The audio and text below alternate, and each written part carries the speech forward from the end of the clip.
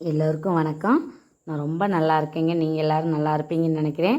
நம்ம சேனல் வந்து 4000 வாட்ச் வரை கம்ப்ளீட் பண்ணிருச்சுங்க. அடுத்தடுத்து கட்டங்கள் வர வர உங்களோட கண்டிப்பாக ஷேர் பண்ணிக்கிறேன். வெற்றிக்கு காரணம் நீங்கள் மட்டும்தாங்க. நீங்கள் பார்க்காம வந்து எங்களுக்கு வந்து இந்த அளவுக்கு வந்து பெரிய லெவலில் ஆகிறதுக்கு வாய்ப்பே இல்லை. ரொம்ப ஆதரவு கொடுத்ததுக்கு ரொம்ப ரொம்ப நன்றிங்க. நம்மளோட வீடியோஸ்குள்ளே போகலாம்.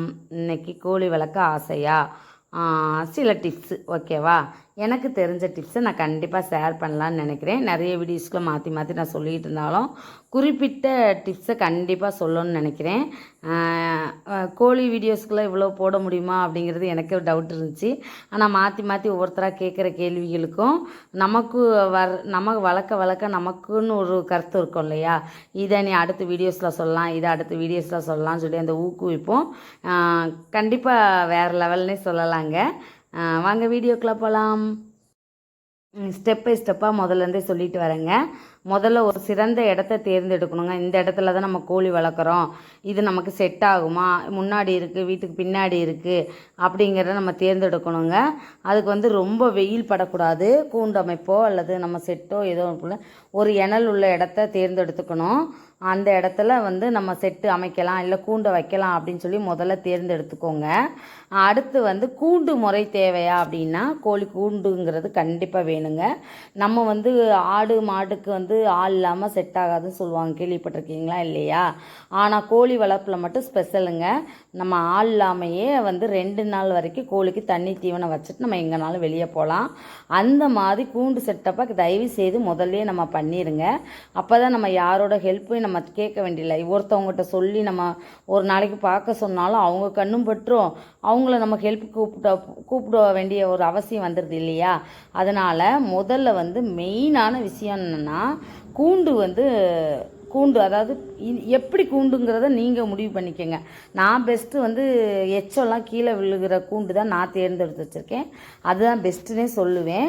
என்ன தான் எச்சம் போட்டுட்டாலும் கீழே விழுந்துடணும், சரிங்களா. அது ஒரு கட்டத்துக்கு மேலே உயரமாக இருக்கணும். அப்படி இருந்தால் மட்டும் சீக்கு வராது. எங்கே போனாலும் சேஃப்டியாக வச்சுட்டு போகிற மாதிரி இருக்கணும். நம்ம சுற்று வட்டாரத்தை அடுத்து வந்து மெயினான விஷயம் வந்து ஒரு குறிப்பிட்ட தூரத்துக்கு நாய் பூனை கிரிப்பில் வராத அளவுக்கு ஒரு அடைப்பு ஏற்படுத்தி வச்சுக்கணும். சரி, நீங்கள் வச்சுருக்கீங்களான்னு சொன்னால் நான் இன்னும் பண்ண முடியல. என்னோடய இடத்த சேஃப்டியே பண்ண முடியல. அந்த அளவுக்கு கருவாதுன்னு இருக்குது. எனக்கு டைமும் இல்லை. கொஞ்சம் கொஞ்சமாக நான் பார்த்துட்டு அடுத்தடுத்த வீடியோஸில் கண்டிப்பாக ஷேர் பண்ணுறேன். இப்படி ஒரு 2 விஷயத்தை கையாண்டுக்கிறீங்களா. அடுத்து ரொம்ப முக்கியமான விஷயங்க. இது இல்லைன்னா கோழியை வளர்க்க முடியாது. என்னென்னா தன்னம்பிக்கையும் விடாமுயற்சிங்க, சரிங்களா. அது மட்டும் நமக்கு இருந்தால் மட்டும்தான் கோழி வளர்ப்பில் அதாவது எந்த தொழில், எல்லா தொழிலுமே அது இருக்கணும். ஆனால் கோழி வளர்ப்பில் வந்து ஒரு சில கட்டங்களில் சோர்ந்து போயிடுவோம். அந்த சோர்ந்து போகிறப்ப வந்து தன்னம்பிக்கை இருந்துச்சுன்னா நம்ம பரவாயில்ல அடுத்த கட்டத்துக்கு போயிடலாம் அப்படிங்கிற ஒரு எண்ணங்கள் வேணும். ஏன்னா நான் அடிபட்டது வந்து அடுத்தடுத்த வீடியோஸில் பழைய வீடியோஸில் சொல்லியிருக்கேன். இதுலேயுமே லாஸ்ட்டில் சொல்கிறேன். ஏன்னா முக்கியமான விஷயத்த சொல்ல விடாமல் லாஸ்ட்டில் ஃப்ரீயாக இருக்கவங்க லாஸ்ட்டில் கேட்பாங்க. முதல்ல வந்து முக்கியமான விஷயத்த சொல்லிக்கலாங்க, ஓகேவா. இது வந்து தன்னம்பிக்கை முக்கியம். ஒரு சில நேரம் இழப்புகள் வந்துச்சுன்னா அதை வந்து கிளியர் பண்ணுற அளவுக்கு வந்து விடாமுயற்சி, சரிங்களா. இது 2 இருந்தால் கண்டிப்பாக கோழி பண்ணையில் வந்து ஜெயிக்கலாம். இதில் அடுத்த என்னென்னா தீவன மேலாண்மை. தீவனம் வந்து கண்டிப்பாக வந்து கோழி தீவனம் சூஸ் பண்ணுறேன்னா, நீங்கள் எது சூஸ் பண்ணாலும் கம்பு கேழ்வரகு நான் தவிடு அப்படின்னு சொல்லி விதவிதமாக நான் கொடுப்பேன். அரிசியெல்லாம் சேர்த்து கொடுத்தா எனக்கு பெனிஃபிட்டாக இருக்கும், நான் ஒன்றும் பிரச்சனை இல்லை, நான் பண்ணிக்குவேன், நான் அரைச்சி தீவனம் கொடுத்துக்குவேன் அப்படின்னு நினைக்கிறவங்க தாராளமாக பண்ணலாங்க. எனக்கு டைம் இல்லை, வேலை ரேட்டு பற்றி நான் ஒன்றும் கவலைப்படலை. எனக்கு அது கட்டுப்படியாக ஆகதான் செய்யுது. ஏன்னா நான் வந்து 2 மாத குஞ்சு வரைக்கும் தான் தீவனம் ஃபுல்லாக கொடுக்குறேன். மற்ற 2 மாதத்துக்கு மேலே ஆயிடுச்சுன்னா இப்போவுமே இந்த கோழி குஞ்சு வந்து 30 கோழி குஞ்சு தெரியுது இல்லையா, அந்த கோழி குஞ்சு வந்து ஸ்நாக்ஸ் மாதிரி அரிசி போட்டால் தான் வந்து பேசாமல் இருக்குது. கண்டிப்பாக அரிசியை தேடி வரதான் செய்யுது. 2 மாதம் ஆக போகுது. அதையும் கொடுத்து பழக்கிட்டு தான் இருக்கேன். ஆனால் அரிசியை மட்டும் நம்பி கோழி வளர்க்கக்கூடாது. அடுத்து நோய் வருமா அப்படின்னு கேட்டிங்கன்னா கண்டிப்பாக நோய் வரதாங்க செய்யும். கிளைமேட் சேஞ்ச் ஆகும்போது கண்டிப்பாக நோய் வரும். மாதத்துக்கு ஒருக்கா அல்லது வாரத்துக்கு ஒருக்கா மருந்து கொடுக்கலைன்னா நோய் வரும். அது நாட்டு மருந்தாக இருக்கட்டும், மெடிசனாக இருக்கா, அதாவது இங்கிலீஷ் மருந்தாக இருக்கட்டும், ஏதோ ஒன்றில் வந்து கண்டிப்பாக வந்து நீங்கள் வந்து மெடிசன் கையாண்டுக்கிட்டு தான் இருந்தாகணும். இல்லைன்னா வந்து நம்ம கோழி வளர்க்க முடியாது. ஏதோ அதிர்ஷ்டவசமாக வளரும், சரிங்களா? அதெல்லாம் வந்து கணக்கெடுக்க முடியாது. நமக்கு வந்து கிளியராக வளர்த்து நமக்கு வரலைன்னா தான் நம்ம கவலைப்படணும். இது மட்டும் பத்தாது, சரியா? நம்ம வந்து ஆசை மட்டும் பத்தாது, ஆசைக்கு அப்புறம் உள்ள விஷயங்கள் தான் ரொம்ப கஷ்டமான விஷயங்களை அப்படின்னு சொல்லி தெரிஞ்சிருப்பீங்கன்னு நினைக்கிறேன் இது வரைக்கும். இதுக்கு அடுத்தடுத்து கட்டம் என்னன்னா, நம்ம வந்து ஒரு கோழி தேர்ந்தெடுக்குன்னு சொல்லி பல வீடியோக்குள்ளே போட்டிருக்கேன். இப்போவும் புதுசாக வர்றவங்க நிறைய பேர் கேட்குற கேள்வி என்னென்னா, சின்ன குஞ்சு வாங்கி விடலாமா, பெரிய கோழி வாங்கி விடலாமா, சின்ன ஒரு நாள் குஞ்சு வாங்கி விடலாமா, அதை எப்படி வளர்க்கணும் வரைக்கும் தெரியாமையே ஒரு நாள் குஞ்சு இருக்கான்னு வரைக்கும் ஃபோன் பண்ணி கேட்குறாங்க, சரியா? நான் ஒரு நாள் குஞ்சு கொடுக்குறதுக்கு ரெடிங்க. ஆனால் உங்களால் ஒரு குஞ்சு வந்து ஃபெயிலியர் ஆகாமல் வளர்க்க முடியுமான்னா முடியாது. அதனால் தயவுசெய்து வந்து ஒரு மாதத்துக்கு மேலே குஞ்சு ஆர்டர் கொடுத்து வாங்கிக்கோங்க. இப்போதைக்கு இல்லை, ஒரு மாதம், அதாவது 30 நாள் மட்டும் வெயிட் பண்ணுங்கள். நான் அடுத்தடுத்து சேல்ஸ் வீடியோ போடுறேன். இந்த இன்குபேட்டரில் வச்சுருந்த முட்டை ஃபுல்லாகவே சக்ஸஸ்ங்க. ஒரு 10 முட்டைக்குள்ளே தான் இருக்குது, கொத்தாமல் இருக்குது. நான் ஒரு நாள் லேட்டாக வச்ச ஞாபகம், அதனால் நாளைக்கு வரைக்கும் ட்ரை பண்ணலாம். எல்லா முட்டையும், முக்கால்வாசி முட்டையும் பொரிக்க ஆரம்பிச்சிருச்சுங்க. இது வந்து ஆக்சுவலாக நேற்று எடுத்த வீடியோன்னு நினைக்கிறேன். பாதி முட்டை கொத்தி இருந்துச்சு, பாதி முட்டை கொத்தாமல் இருந்து, இந்த இடது பக்கம் உள்ளது முட்டை கொத்தலை. அதாவது சொல்லுவாங்கள்ல, அந்த நுனி வந்து இருந்துச்சு இல்லையா, அது வந்து அதில் இல்லை. இதில் வந்து இருந்துச்சு, பாதி அப்படிங்கிற மாதிரி இருந்துச்சுங்க காலையில் பார்க்கும்போது. அப்புறம் கொஞ்சம் நேரம் கழித்து வந்து பார்க்கும்போது 3/4 பங்கு வந்து முட்டை கொத்தி இருந்துச்சு, 1/4 பங்கு மட்டும் தான் இருந்துச்சு. நான் நகட்டி எல்லாம் எடுத்து வச்சுட்டு போயிட்டேன். ஒன்றொன்னா வந்து கொத்த ஆரம்பித்து ஒவ்வொரு குஞ்சுகளாக வெளியே வர ஆரம்பிச்சிருச்சு. ரொம்ப சந்தோஷமான ஃபீலிங்காக இருந்துச்சு. இன்னொரு இதில் வந்து கவலைக்கிடம், இதில் முக்கியமான விஷயம் என்னென்னா, கோழி வாங்கி விட்டோம் வளர்த்தோம் அப்படின்னு சொல்லி அசால்ட்டாக இருக்க முடியாது. சும்மா 5 கோழிக்குள்ளே பெரிய கோழி வாங்கி விட்டவங்க பண்ணையை உருவாக்க வேண்டியதில் ஏதோ ஏனோ தானோ நடக்கணும் அப்படின்னு நினைக்கிறவங்க தாராளமாக பார்க்காம விட்டுலாங்க. ஆனால் ரொம்ப கவனமான பார்க்க விஷயம் நிறையா இருக்குங்க. இது கண்டிப்பாக மத்தியானம் வரைக்கும் நம்ம திறக்கவே கூடாது, பொறிக்கட்டும் அப்படின்னு அசால்ட்டாக விட்டுருந்தேன்னா இன்றைக்கி ஃபுல்லாக குஞ்சியுமே எறும்பு கடிச்சே செத்து போயிருந்துருக்குங்க. ஆக்சுவலாக நினச்சேன் எறும்பு சாப்பீஸ் போடணும் சுற்றி அப்படின்னு நினச்சேன், அதை நான் மறந்துட்டேன். நல்ல வேலை சாகிற நிலமையில் இந்த குஞ்சு கையில் வச்சுருக்கேன் பார்த்தீங்களா, இந்த கோழி குஞ்சு சாகிற நிலமையில் இருந்துச்சு. ஃபுல்லாகவே சைட்லலாம் எறும்பு சாப்பீஸ் போட்டு விட்டு, இந்த எறும்பு ஃபுல்லாகவே சுற்றி எறும்பு இருக்குது பாருங்கள், போட்டு விட்டு அதை கிளியர் பண்ணி எடுத்து வச்சு போடுறக்குள்ள அம்மா ஆத்தாடின்னு ஆயிடுச்சு. எந்த குஞ்சுமே இழப்பீடு இல்லை. குஞ்சு பொறிக்க அந்த ஓடுகளை நகட்டிக்கிட்டே இருக்கேன். கொஞ்சம் சிரமமாக தான் இருக்குது. சிரமம் பார்க்காம வேலை செஞ்சால் தான். இந்த பாருங்க பார்த்தீங்களா, 3/4 பங்கு அங்கே போயிடுச்சு முட்டையெல்லாம். இங்கிட்டு 1/4 பங்கு தான் இருக்குது. அவ்வளோவுமே கொத்த ஆரம்பிச்சிருச்சு. இன்னுமே ஒரு 10 முட்டை தாங்க பெண்டிங்கு. லாஸ்ட்டு வீடியோஸில் நீங்கள் அடுத்தடுத்து வர வீடியோவில் பார்ப்பீங்க. கோழி வளர்ப்பில் ஆசை மட்டும் பட்டா போதான்னு சொல்கிற காரணம் என்னென்னா, ஃபஸ்ட்டு எல்லாருமே இன்ட்ரெஸ்ட்டாக வாங்கி விட்ருவோம், வளர்த்துருவோம். அதுக்கப்புறம் போக போக தான் அதை எப்படி என்ன சொல்கிறதே தெரியாது. என்ன பண்ணுறது, பார்த்துக்கலாம் அப்படின்னு சோம்பேறித்தனம் பண்ணுறதுனால நிறைய இழப்பீடு வருங்க. அதை தவிர்த்து கொஞ்சம் வெற்றி பெறணும், நம்ம ஒரு கட்டத்துக்கு நம்ம வரணுன்னா கொஞ்சம் கஷ்டப்பட்டு தாங்க ஆகணும்.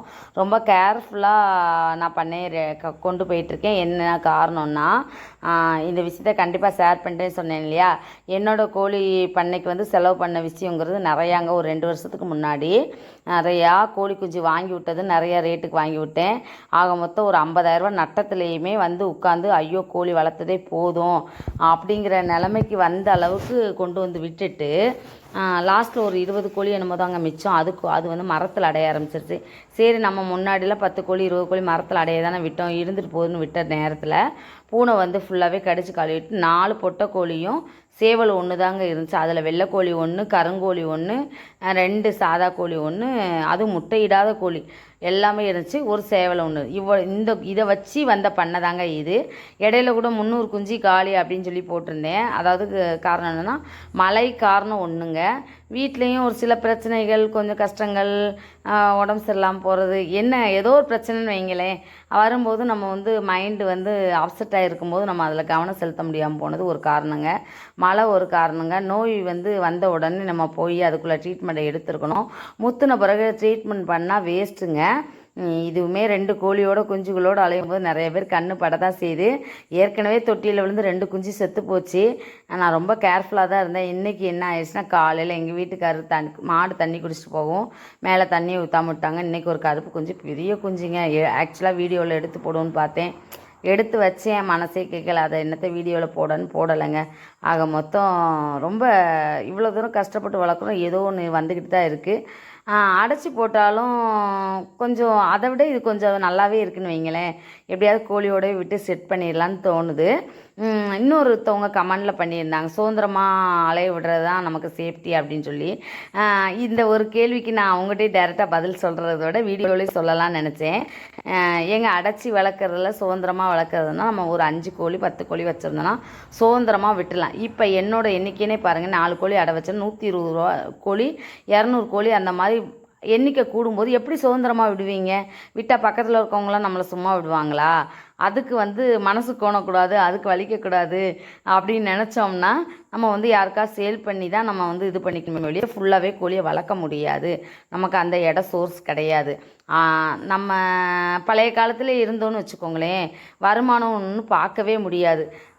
திருப்பி அந்த டாப்பிக்கில் திருப்பி வரேன். ஏன் காரணம்னா, என்னோட தன்னம்பிக்கை தான் இன்றைக்கி 4 கோழியிலேருந்து ஆரம்பித்த பண்ணேன்னே சொல்லலாம். 4 கோழி ஒரு சேவலேருந்து ஆரம்பித்த பண்ணை தாங்க என்னோட பண்ணை. அப்போவும் எங்கள் வீட்டுக்கார்ட்ட கேட்க பயந்துக்கிட்டு கோழியை வாங்கி விடலை. அதில் கிராஸ் ஆகி வந்ததுக்கு காரணமாக தான் கருங்கோழி. அப்போ கருங்கோழி, வெள்ளைக்கோழி, கருப்பு கோழி அப்படி 4 கோழி கலரில் தான் இருந்துச்சு. அந்த கலர் யாருமே கேட்டு வரல. ஒரே ஒரு செவலை கோழி தான் இருந்துச்சு. அதுலேருந்து வந்த கலர்ஸ் தான் இது. நான் ஒரு கட்டத்தில் கருங்கோழி கிராஸு இது எல்லாமே நகட்டிட்டு இப்போ பியூராக நாட்டுக்கோழியாக கொண்டு வந்துட்டேன். இதுவே எனக்கு ஜெயிச்சதுக்கு அர்த்தம் தாங்க. இதில் இது மாதிரி தான் நான் சொல்கிறேன். என்ன சொல்கிறதுனா, இப்போவுமே 300 குஞ்சு செத்த பிறகு கொஞ்சம் ஒரு 10-20 கோழி வாங்கி விட்டுடலாம். இப்போ எங்கள் வீட்டுக்காரர் தடுக்கலை. ஏன்னா நம்ம ஒரு கட்டத்துக்கு போயிட்டோம். வீடியோஸ்களும் போடுறதுக்கு ரொம்ப கஷ்டமாக இருந்துச்சு கோழி இல்லாமல். இப்போ பார்த்தீங்களா, மாற்றி அந்த பழைய கோழி குஞ்சுகளோட வீடியோ, அடுத்து செகண்ட் பேட்சோட வீடியோ, அடுத்து இன்னும் 2 நாளில் இன்னொரு பேட்சோட வீடியோ அப்படின்னு வர ஆரம்பிச்சிருச்சு. இங்கிபேட்டரில் இருந்த குஞ்சுகளை நாளைக்கு ப்ளூடிங்கில் போடணும். தாய்க்கோழி ஒன்றில் அடை வச்சுருக்கேன். 2 நாள் கழித்து பொரிக்கும். அதோடு சேர்த்து இந்த குஞ்சுகளை விடணும். ஒருத்தவங்க 20 குஞ்சு ஒரு நாள் குஞ்சு கேட்டிருக்காங்க. ஆர்டர் எடுத்துகிட்டு போனாங்கன்னா அவங்களுக்கு 20 குஞ்சு கொடுக்கணும். உங்களுக்கு கொஞ்சம் வெயிட் பண்ணுங்கள். எல்லாருக்குமே கொஞ்சம் வெயிட் பண்ணிங்கன்னா என்னால் நீங்கள் கேட்குற அளவுக்கு என்னால் கொடுக்க முடியும். நம்பிக்கை இருக்குது. நம்பிக்கை தாங்க வாழ்க்கை. அப்படியே போகலாம். எனக்கு இந்த 4 மாதமாக வருமானம் இல்லை, இனி வருமானம் வரப்போகுது. யூடியூப்லேயும் சேலரி வந்துடும் அப்படிங்கிற ஒரு நம்பிக்கை இருக்குது. அது ரொம்ப கஷ்டம்னு வேறு சொல்கிறாங்க. இருந்தாலும் ட்ரை பண்ணுவோம். இந்த கோழிகளோடையே ட்ரை பண்ணி ஒரு லெவலுக்கு வர முடியுதுன்னா இதெல்லாம் ஒன்றும் பெரிய விஷயம் இல்லை அப்படிங்கிற மாதிரி தான் போயிட்டுருக்கு.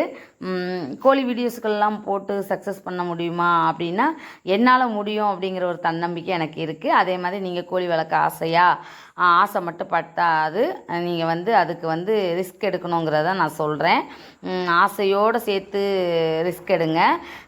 யூடியூப்பில் அப்படி தான் அப்டேட் பண்ணும்போதும் இன்னொரு விஷயத்தையும் லாஸ்ட்டாக சொல்லிடுறேன்.